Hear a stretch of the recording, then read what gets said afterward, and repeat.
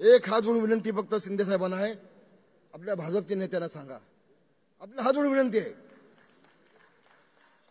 मला माहिती आहे कोण बोलणार नाही या विषयावरती.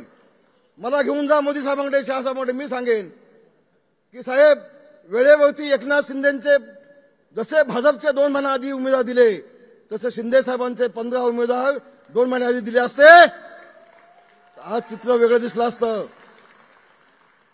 आज चित्र वेगळं दिलं असतं. माझी भावनाताई खासदार म्हणून दिल्लीत गेली असती. माझा पाटील कुठं आहे? हेमंत कुठं आहे? माझा हेमंत दिल्लीत गेला असता. माझा नाशिकचा आमचा दिल्लीत गेला असता गोडसे. पण एकदा शिवसेनेचा उमेदवार एकनाथ शिंदेंनी जाहीर केला की भाजपची मंडळी उठली. आमची जागा, आमची जागा, आमची जागा हवे. हे काय भानगड काय? साहेब हे थांबवा. शिंदे साहेब, नाही तर मला घेऊन जा, मला घेऊन जा, मला घेऊन जा. आणि म्हणून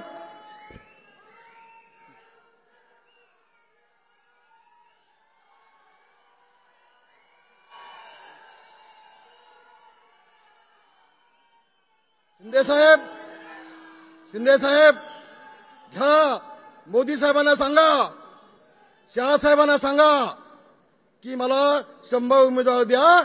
90 आपण आमदार नाही निवडून आणलेत, ते तुमच्या सांगितले आम्ही हळून जाऊ. घ्या, मागून घ्या.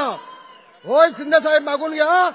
आणि पुन्हा एकदा या 2-2.5 वर्षामध्ये आपण ते निर्णय घेतलेत, क्रांतिकारी निर्णय घेतलेत. महाराष्ट्राच्या इतिहासामध्ये आतापर्यंत कुठल्याही मुख्यमंत्र्यांनी असे निर्णय घेतले नाहीत. असे निर्णय तुम्ही घेतलेत, तुम्ही तिघांनी घेतलेत. देवेंद्र फडणवीसांचं देखील अभिनंदन, तुमचंही अभिनंदन. मागून आलेले आपले दादा थोडे दिवस नसते आले तरी चाललं असतं.